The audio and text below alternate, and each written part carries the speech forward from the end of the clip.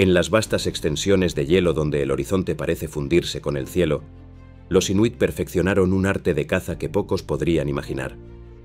No utilizaban flechas ni redes lanzadas al aire.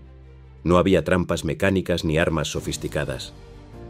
Solo la nieve, sus reflejos y una comprensión absoluta de cómo engañar a la percepción de un ave en pleno vuelo. Cuando el sol del Ártico se arrastra bajo en el horizonte, sus rayos no calientan, pero iluminan. La luz, rozando la superficie de la nieve endurecida, genera destellos deslumbrantes. Son espejismos de hielo que, para el ojo humano, son meras curiosidades. Pero para un ave, apresurada por el viento y por el hambre, esos destellos pueden ser trampas mortales. Los cazadores inuit sabían que las aves migratorias, como el ptarmigán o incluso pequeños gansos, buscan zonas abiertas para aterrizar. Zonas planas, limpias, donde sus patas no se hundan demasiado y sus alas tengan espacio para extenderse. Y sabían también que la nieve podía ser manipulada para mentir. Así que moldeaban la superficie, alisándola cuidadosamente, construyendo auténticos espejos de nieve endurecida, pulida por horas de trabajo paciente. Desde lejos, bajo la luz rasante del Ártico, estas superficies reflectantes parecían lagunas abiertas, franjas de terreno seguro en medio de campos de nieve profunda. Pero no lo eran. Eran trampas visuales, engaños de luz y perspectiva diseñados con un único propósito: desorientar. Las aves, volando bajo y confiadas en su instinto, divisaban el falso claro y descendían. Bajaban rápido, demasiado rápido. No advertían que el suelo llegaba antes de lo que creían. Al tocar el reflejo traicionero, sus patas resbalaban en la nieve endurecida y sus alas, incapaces de corregir el error en pleno descenso, las exponían durante unos segundos vitales.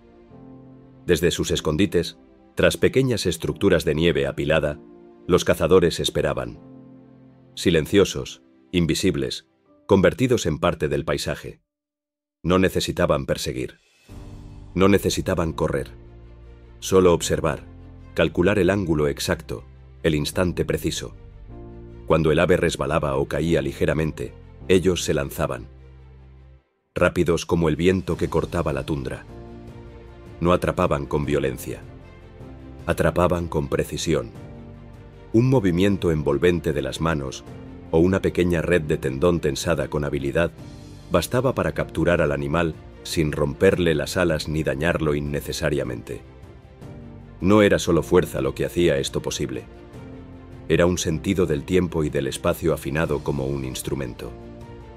Era una paciencia inhumana, cultivada desde la infancia, cuando los niños aprendían a permanecer inmóviles bajo temperaturas de menos 40 grados, simplemente para entender cómo se mueve el viento sobre la nieve. Cada caza exitosa no era solo una victoria física. Era una celebración del entendimiento absoluto entre el humano, el sol y el hielo. Un arte que no buscaba vencer brutalmente a la naturaleza, sino aprovechar sus propias reglas para sobrevivir en el filo de la existencia. Pero el reflejo no era la única trampa. Los inuit sabían que una buena estrategia de caza nunca depende de un solo truco. Y a medida que las aves aprendían a desconfiar de las superficies brillantes, los cazadores desarrollaban variaciones aún más sutiles. Usaban sombras proyectadas intencionalmente, escondían hoyos poco profundos cubiertos con capas delgadas de nieve, creaban falsas colinas donde las aves intentarían posarse, solo para encontrar que el suelo colapsaba bajo su peso, desorientándolas y haciéndolas caer directamente en las manos del cazador. Nada era improvisado. Cada caza era el resultado de días de preparación, de estudiar los vientos, de entender la dirección del sol, de leer el patrón migratorio de cada especie. Porque en el Ártico, donde cada caloría cuenta, cazar no era solo una actividad. Era la diferencia entre ver otro amanecer o desaparecer bajo la nieve eterna. Y aunque esta técnica puede parecer una reliquia de otro tiempo, su esencia sigue viva en las historias que los ancianos inuit cuentan hoy a los más jóvenes. Historias donde el hielo no es un enemigo, sino un aliado. Donde el sol no es solo una fuente de luz, sino una herramienta invisible. donde la nieve, moldeada por manos humanas, se convierte en un espejo capaz de atrapar incluso lo que parece libre en el cielo. Aún queda mucho más por entender sobre cómo estos cazadores sin tiempo moldeaban no solo su entorno, sino también su destino, con gestos mínimos y paciencia infinita. Porque la nieve puede parecer un enemigo silencioso, pero en las manos adecuadas puede ser la trampa más perfecta jamás inventada. ¿Y acaso era esta la única manera en la que los inuit utilizaban la nieve y la luz para capturar vida salvaje? La respuesta es aún más sorprendente de lo que imaginas. No todos los días eran iguales en la tundra helada. Algunas jornadas, el sol apenas lograba filtrarse entre las nubes pesadas, dibujando sobre la nieve una luz pálida, difusa, sin fuerza suficiente para proyectar esos destellos traicioneros que confundían a las aves. En ocasiones, los cazadores no se rendían. Simplemente adaptaban su técnica. Porque el truco verdadero no estaba en la luz. No estaba siquiera en la nieve. El verdadero truco estaba en la mente del ave. Los inuit entendieron, mucho antes que cualquier biólogo moderno, que la mayoría de los animales confía más en su memoria que en sus sentidos. Una bandada que encuentra un claro seguro para aterrizar tenderá a volver a buscar espacios similares, guiada no tanto por lo que ve, sino por lo que espera encontrar. El cazador hábil no necesita engañar siempre, solo necesita sugerir. Así, en días donde la luz no cooperaba, los inuit creaban escenarios falsos. No espejos de nieve esta vez, sino campos cuidadosamente preparados, donde la textura del terreno imitaba la entrada a una zona de alimentación. Con palmas endurecidas por el frío, modelaban pequeñas depresiones, ligeras alteraciones en la llanura blanca, que desde la altura parecían accesos a fuentes de comida oculta. Las aves, impulsadas por el hambre y la memoria de otras migraciones pasadas, descendían confiadas. Pero lo que encontraban no era alimento. Era suelo inestable, preparado para ceder bajo su peso.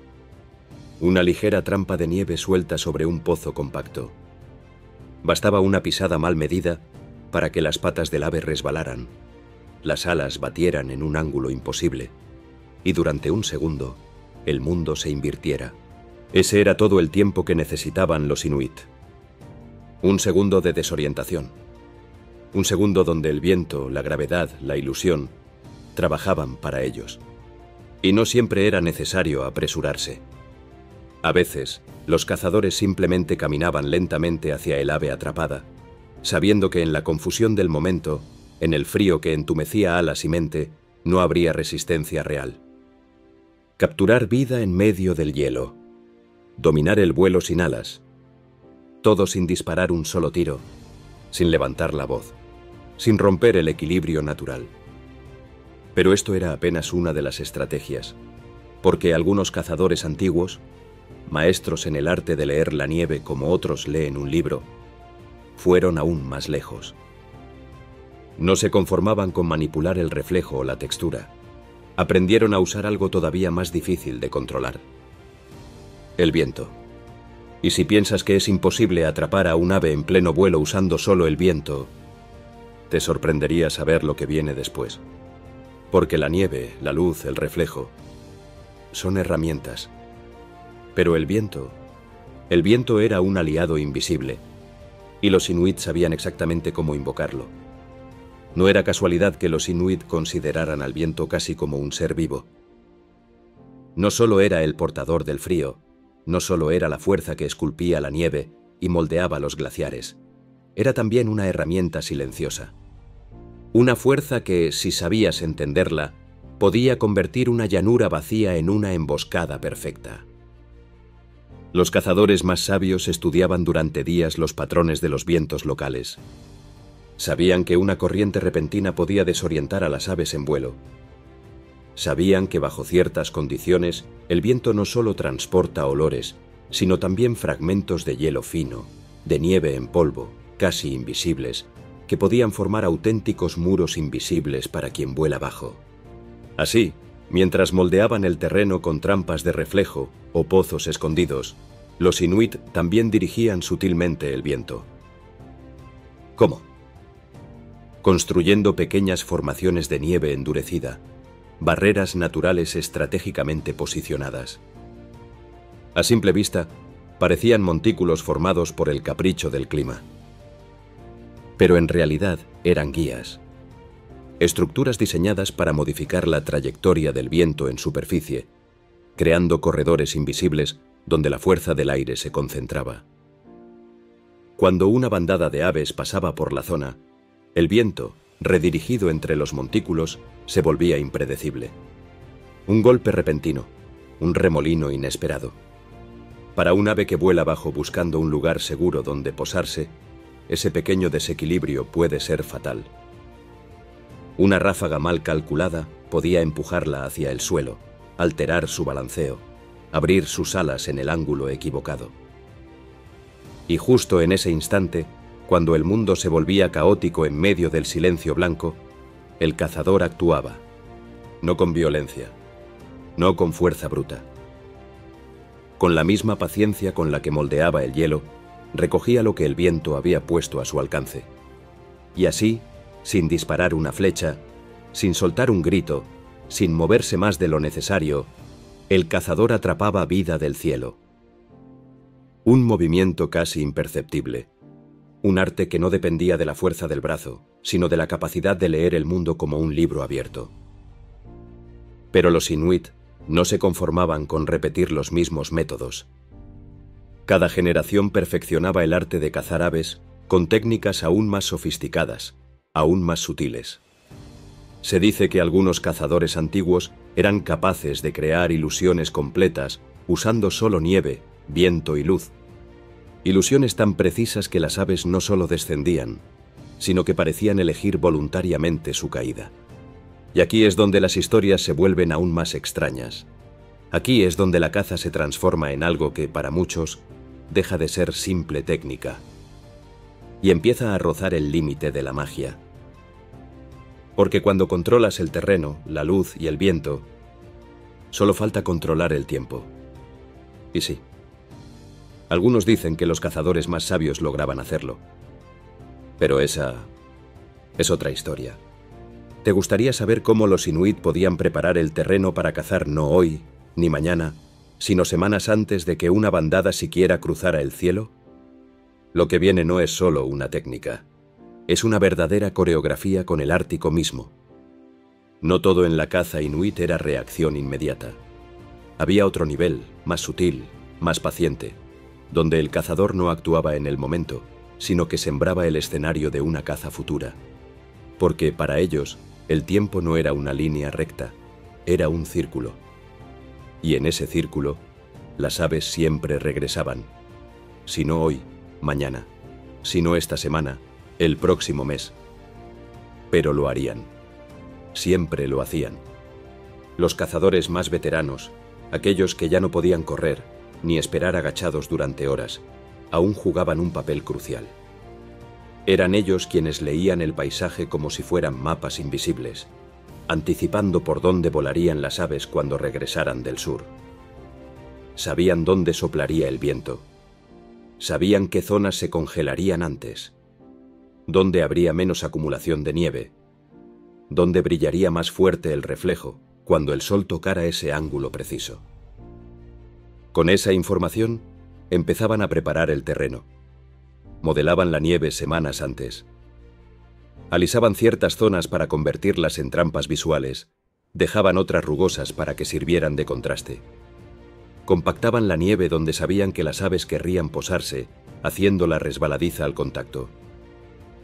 Incluso enterraban pequeñas marcas, ramas, piedras oscuras, huesos de caza antigua, que, una vez cubiertas por la nieve, alterarían la forma en que la luz se reflejaba sobre la superficie blanca. Como pinceladas invisibles que solo serían visibles para quien miraba desde el cielo. No necesitaban estar presentes cuando la trampa se activara. El viento, la luz y el comportamiento del animal harían el resto.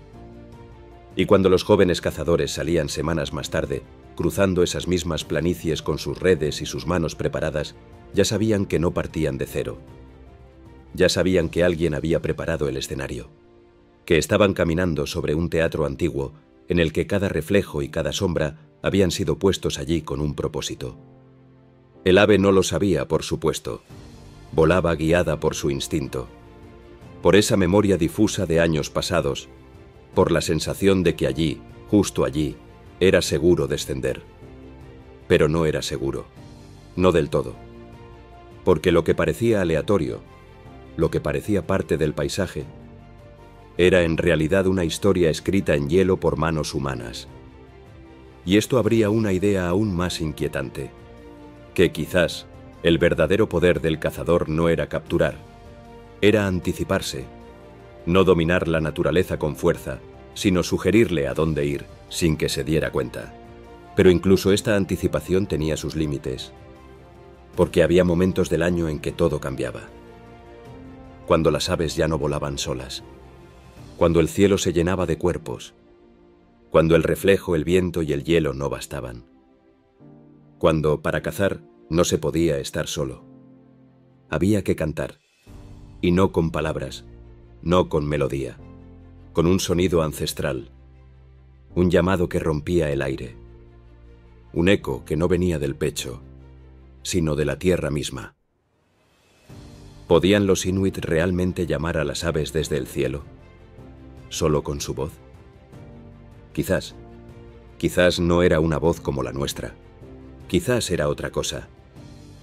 Pero si eso era cierto, no era un truco, era algo más profundo, más antiguo, y para entenderlo hay que ir todavía más lejos.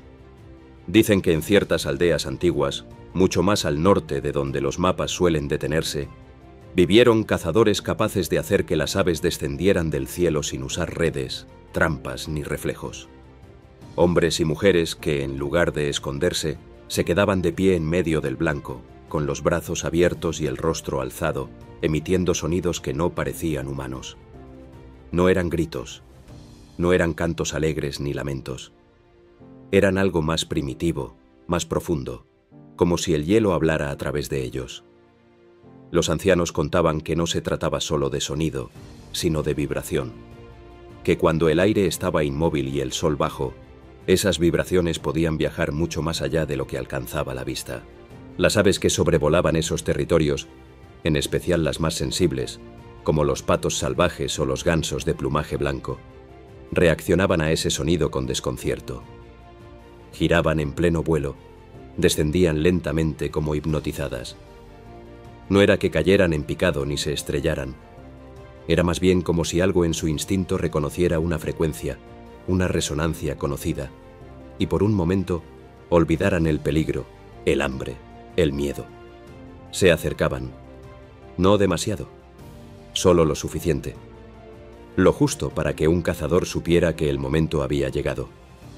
Algunos testigos decían que se trataba de una técnica secreta, enseñada solo a unos pocos. Otros afirmaban que no era una técnica en absoluto, sino un tipo de conexión. Que aquellos que aprendían a escuchar realmente el paisaje podían devolverle el sonido de forma precisa, y que el mundo natural, al oírlo, respondía. Tal vez eran solo historias, tal vez no. Lo cierto es que incluso en el presente, en grabaciones de archivo o en relatos orales recogidos por etnógrafos, todavía hay menciones de estos cantos guturales, vibrantes, que no se parecen a ningún idioma humano conocido, pero que tienen ritmo, intención y dirección. En algunos casos, el canto se combinaba con movimiento. No danzas, como podríamos imaginar desde fuera, sino gestos lentos y calculados con los brazos, las piernas, el peso del cuerpo. Movimientos pensados para proyectar una presencia específica, no amenazante, pero tampoco pasiva. Era una actuación, una escultura viva. El cazador no cazaba, se convertía en parte del paisaje, en parte del viento, y desde esa inmovilidad activa inducía al error, al descenso, al contacto. ¿Funcionaba siempre? Nomber. Nunca funcionaba siempre, pero cuando funcionaba, no parecía una caza, parecía un encuentro. Y eso es lo que hace que esta parte de la historia permanezca abierta, imposible de documentar por completo, imposible de replicar en laboratorio. porque cuando el cuerpo se vuelve parte del hielo y la voz imita el crujido del aire, estamos en otro territorio. Uno donde la caza ya no se trata de alimento, sino de sincronía. De saber estar en el momento exacto, en el lugar correcto, con el ritmo adecuado.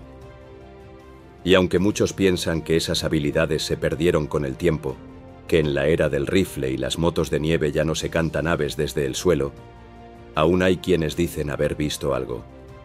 Quizá en los últimos días de abril, cuando las nubes se rompen después de semanas de oscuridad, cuando una bandada cruza el cielo y alguien, en medio del hielo, permanece en silencio, esperando. Porque aún quedan secretos por descubrir. Aún hay trucos que no han sido contados. Técnicas que no figuran en libros, ni en grabaciones, ni en estudios científicos. Solo viven en las historias, en los recuerdos, en los ecos de una cultura que aprendió a leer el mundo, sin usar palabras. Y puede que el truco más extraño de todos todavía esté ahí fuera. Uno que no atrapa con nieve, ni con reflejo, ni con viento, ni con voz. Uno que, según algunos, no necesita nada, salvo saber el momento exacto en que el cielo baja a tocar la tierra. Pero esa historia aún no está lista para ser contada. En las noches más largas del Ártico, cuando el sol desaparece durante días y el mundo queda envuelto en una oscuridad azul, los inuit desarrollaron otro tipo de visión. No dependían de la luz para cazar, tampoco del sonido. Aprendieron a percibir patrones donde otros solo veían vacío. A leer la nieve como una piel tensa sobre una historia que cambia cada hora. Esa sensibilidad extrema no era casualidad, era entrenada. Desde niños se les enseñaba no a mirar, sino a observar, no a escuchar, sino a descifrar. Y entre los muchos aprendizajes, uno se destacaba por su dificultad y su rareza. Aprender a reconocer el momento exacto en que una bandada baja la guardia. Las aves migratorias, por más que parezcan libres, vuelan según rutinas invisibles. No son caóticas.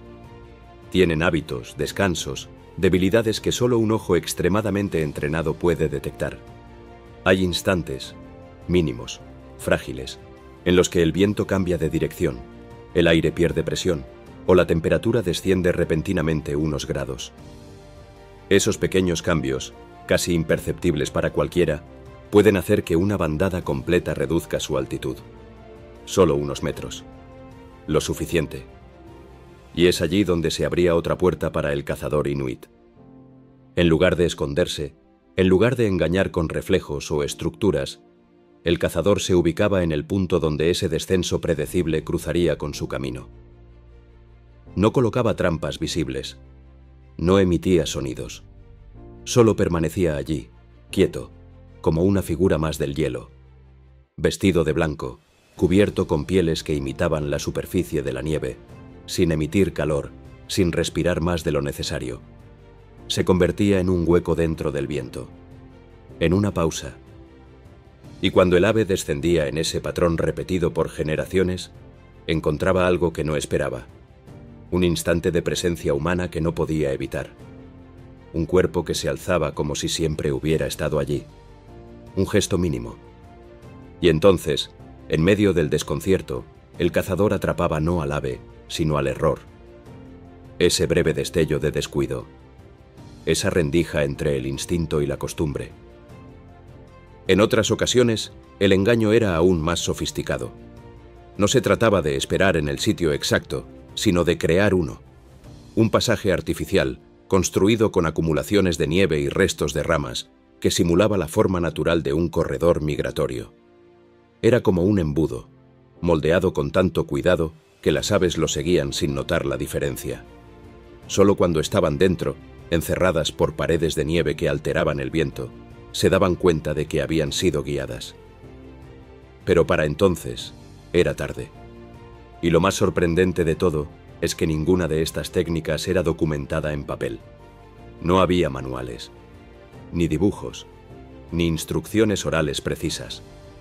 Todo era transmitido por repetición, por presencia. Un aprendiz caminaba con el cazador, lo observaba, lo imitaba, Cometía errores. Los corregía en silencio. No había teoría. Solo hielo, viento, cuerpo y tiempo. Todavía hoy, en las aldeas más remotas, hay quienes recuerdan a los viejos cazadores como si fueran algo más que humanos. No por su fuerza, ni por su puntería, sino por esa forma casi sobrenatural de desaparecer en el paisaje, de cazar sin moverse, de hacer que la naturaleza venga a ellos. Y si eso suena a mito, es porque, en parte, lo es. Pero todo mito nace de algo real. ¿Y si lo real es esto? Entonces quizás aún no conocemos todos los secretos. Quizás aún hay técnicas que nunca han sido nombradas. Trucos que no se pueden enseñar, solo intuir. Tal vez incluso ahora, mientras lees esto, alguna de ellas se esté perdiendo. O tal vez esté esperando a ser redescubierta. Pero para eso, tendríamos que mirar el hielo con otros ojos. Y escuchar no con los oídos, sino con la memoria. Porque cuando un pueblo ha vivido tanto tiempo en silencio, sus verdaderos trucos no se gritan. Se revelan poco a poco, solo a quien sabe esperar. Y esto apenas ha comenzado. Algunas leyendas contaban que los cazadores más antiguos no solo conocían los movimientos de las aves, sino también sus pensamientos. No en un sentido mágico, sino en uno más profundo. Entendían también sus ritmos, sus miedos, sus impulsos, que podían prever sus decisiones antes de que las aves mismas las tomaran. Sabían cuándo una bandada dudaría, cuándo una corriente de aire partiría al grupo en dos, cuándo el cansancio pesaría más que la cautela. Esa lectura del comportamiento no era instinto, era entrenamiento. Una forma de pensamiento afilada como el hielo, pero completamente silenciosa. En ocasiones, el cazador ni siquiera esperaba que las aves descendieran.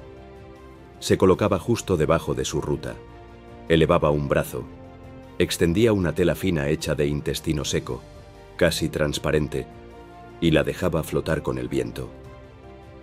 A primera vista, parecía una hoja de nieve más, danzando al azar en el aire. Pero esa tela no estaba al azar.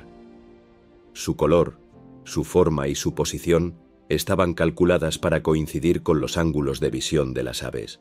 Desde arriba, parecía un espacio libre, una corriente descendente, una señal de aterrizaje. No era una trampa directa, era una sugerencia. Una señal apenas perceptible que invitaba a la bajada. Si una sola descendía, las demás la seguían. Porque las aves, como los humanos, son sociales, y la confianza del primero puede arrastrar a todos. Cuando eso ocurría, el cazador ya no necesitaba actuar con rapidez. Solo debía estar en el lugar correcto, en el momento correcto. Como tantas veces, como siempre. Este tipo de caza no se trataba de atrapar cuerpos. Se trataba de leer el mundo hasta que la captura ocurriera por sí sola. La nieve era papel. El viento era tinta. Y el cazador era el único lector capaz de traducir esa escritura efímera que cambia cada hora. Por eso, muchos jóvenes que hoy regresan a sus comunidades inuit no buscan aprender solo a pescar o a cazar con rifle. Preguntan por estas técnicas, por las que no se ven, por las que parecen imposibles, las que suenan a historia pero huelen a verdad. Buscan a los abuelos que aún recuerdan cómo caminar sobre la nieve sin dejar huella, que aún saben construir una trampa con 3 gestos y un silencio. No todos lo logran, pero los que se quedan, los que escuchan, empiezan a comprender algo que no se puede explicar con palabras. Empiezan a notar que, a veces, el reflejo en la nieve no es solo luz, es una puerta, y que las aves, cuando caen en ella, no están siendo engañadas, están siendo leídas, y quien sabe leerlas no necesita correr, solo esperar. Porque en el mundo inuit, cazar no siempre fue cuestión de velocidad. A veces, fue solo cuestión de presencia. Y hay rumores, susurros entre generaciones, de que aún queda una técnica más. Una que no depende ni de reflejo, ni de viento, ni de voz. Una que los cazadores más sabios solo usaban cuando todo lo demás fallaba. Una que implicaba engañar no al ave, sino a uno mismo. Pero esa todavía no se puede contar. Al menos no todavía. Dicen que esa última técnica solo la conocían unos pocos. No era algo que se enseñara a cualquiera. No por egoísmo, ni por celos. Era porque, para aplicarla, había que haber pasado por un proceso que no todos estaban dispuestos a atravesar. Se necesitaba una disciplina tan severa, una inmersión tan total en el entorno, que la mayoría no llegaba a comprenderla del todo. Era una forma de cazar donde el cuerpo dejaba de actuar como cazador y comenzaba a imitar al ave misma. No en movimientos burdos o en sonidos, sino en intención, en ritmo. Una respiración. El cazador se alejaba solo. Se internaba en una zona conocida por ser paso frecuente de migración. No llevaba trampas, no llevaba herramientas, solo su ropa, su aliento y el conocimiento acumulado de generaciones. Escogía un sitio y se tumbaba boca arriba en la nieve, los ojos abiertos hacia el cielo. Esperaba. Podía pasar un día entero así, a veces dos, sin moverse, sin emitir un solo sonido, solo respirando como lo haría un animal que no teme. El truco no era esconderse, era dejar de ser un humano. Los ancianos contaban que, después de cierto tiempo, el olor del cuerpo cambiaba, que el propio aliento se enfriaba hasta igualarse con el del aire, que la piel dejaba de emitir señales de amenaza. Y entonces, las aves, al principio lejanas, recelosas, comenzaban a acercarse. No todas, solo una o dos. Las más curiosas, las más jóvenes. Volaban en círculos. Observaban desde arriba esa figura inmóvil que no parecía planta ni roca. Algo distinto, algo sin nombre. Bajaban, probaban el aire, medían el viento y a veces aterrizaban. Lo hacían justo a unos metros o a centímetros. Tal vez porque no percibían peligro. Tal vez porque sí, y eso era lo que las atraía. Nadie lo sabía con certeza. Pero los cazadores que lo lograban decían que, en ese instante, no era necesario atrapar nada. Que el simple hecho de que el ave bajara a ti sin miedo era suficiente. Era la forma más pura de contacto. La caza sin caza. A veces, claro, lo atrapaban. Pero lo hacían con suavidad, con un gesto que no interrumpía el equilibrio. Que parecía una continuación del aire, no una irrupción. Porque quien logra hacerse parte del paisaje no necesita romperlo para sobrevivir, solo habitarlo. Estas historias no aparecen en los libros, a veces ni siquiera en las conversaciones entre los mayores. Son contadas en momentos breves, como si fueran confesiones, alrededor de un fuego, bajo la luz tenue de una lámpara de aceite, cuando alguien después de muchos años pregunta en voz baja: ¿y cómo lo hacían cuando no había nada? Entonces tal vez alguien responde: nos volvíamos nada. Y en esa nada esperaban. Porque hay una parte del mundo que solo se revela a los que no tienen prisa. Y lo que vivieron los inuit con la nieve, el hielo, el cielo y el vuelo, aún no ha terminado de contarse. Hay aún más técnicas, más señales, más silencios cargados de sentido. Pero no todas están listas para ser recordadas, y quizás algunas solo puedan mostrarse cuando alguien aprenda a esperar de nuevo. Todavía quedan historias enterradas bajo la nieve. Algunas no fueron contadas nunca en voz alta, solo repetidas en la forma en que un cazador colocaba el pie sobre una costra de hielo, o en la manera en que moldeaba la nieve sin mirar lo que hacía, como si sus manos recordaran algo que la mente ya había olvidado. Esas memorias no estaban en palabras, sino en gestos, en hábitos que pasaban de abuelo a nieto mientras caminaban juntos en silencio, sin necesidad de explicaciones. Porque en ese mundo, hablar demasiado significaba no estar escuchando. Y el hielo, decían, siempre tenía algo que decir.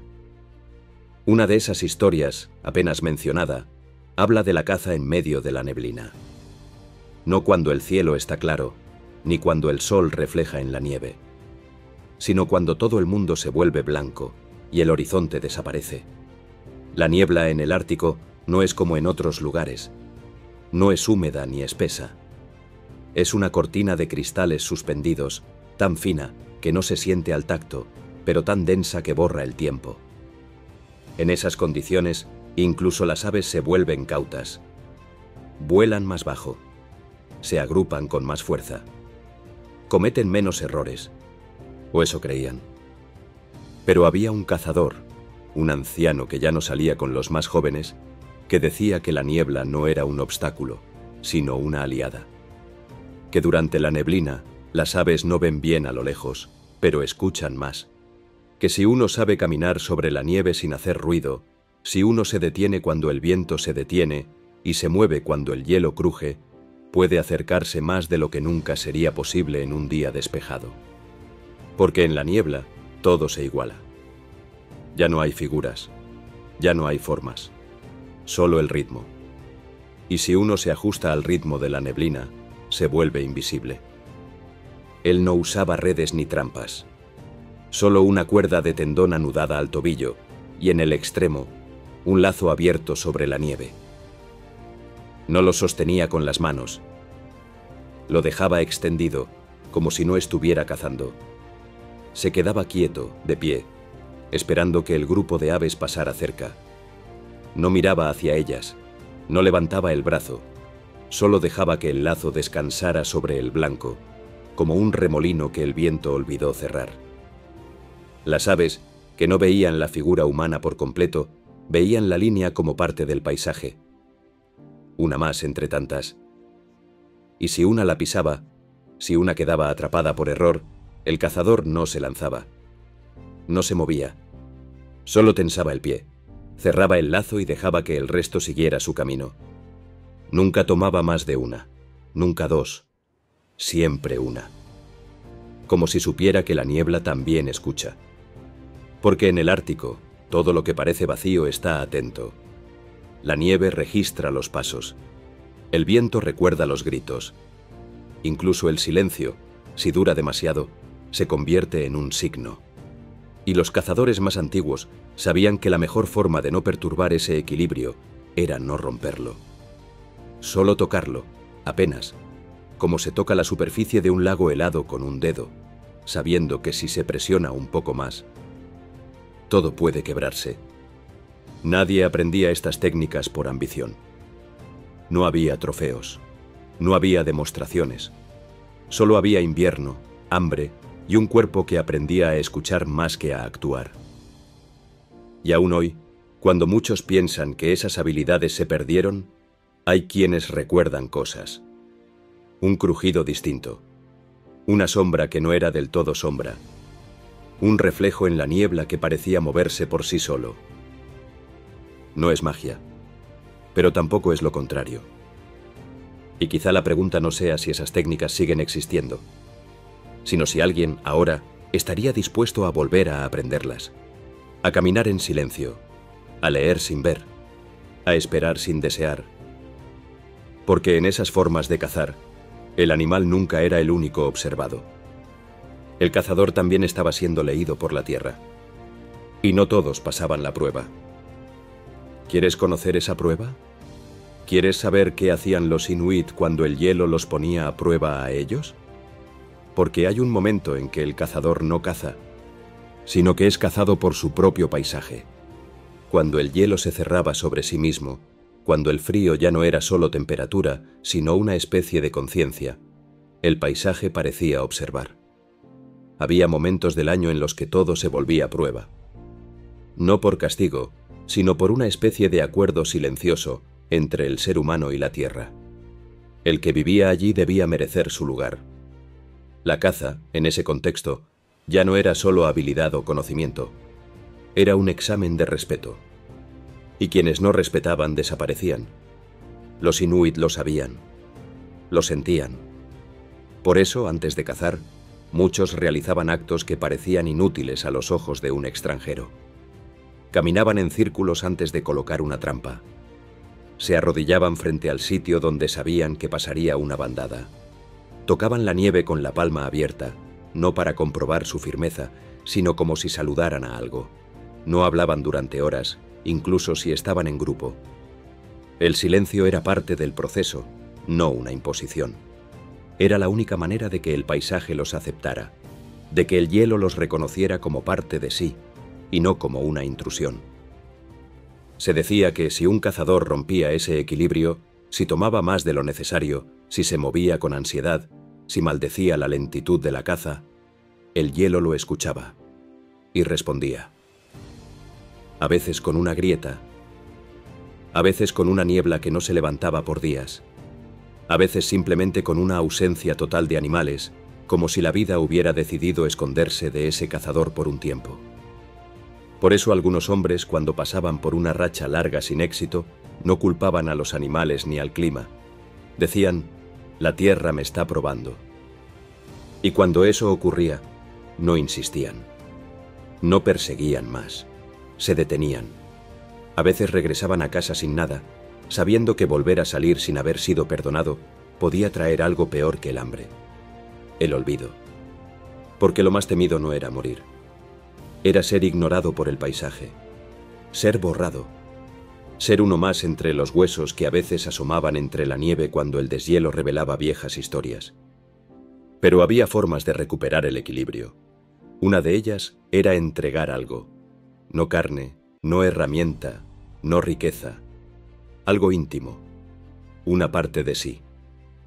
Algunos dejaban objetos personales en sitios sagrados. Una piedra tallada por un hijo. Una herramienta usada por un abuelo. Otros ofrecían un día completo de inmovilidad. Sentarse sobre el hielo desde el amanecer hasta el anochecer, sin comida, sin abrigo adicional, solo respirando con el mundo, como una forma de recordar que no estaban por encima de nada. Y si el paisaje aceptaba, lo hacía sin palabras. Solo aparecía una huella donde antes no la había. Un cambio en el sonido del viento. Una bandada que volaba más bajo que de costumbre. Entonces, y solo entonces, el cazador podía volver a intentar. Pero nunca de la misma manera. Ya no era un hombre detrás de un animal. Era una sombra entre sombras. Una parte del ciclo. Eso, decían, era la diferencia entre sobrevivir y permanecer. Y aunque ya no todos lo recuerdan, hay quienes aún caminan sobre el hielo con ese mismo cuidado. Quienes no levantan la voz cuando la nieve cruje y que prefieren fallar la presa antes que romper el pacto. Porque hay un momento, uno solo, donde todo se alinea. La luz, el reflejo, el viento, el cuerpo, la paciencia. Ese momento no se busca. Llega. Y si estás preparado, lo reconoces. Y si no, el paisaje sigue esperando.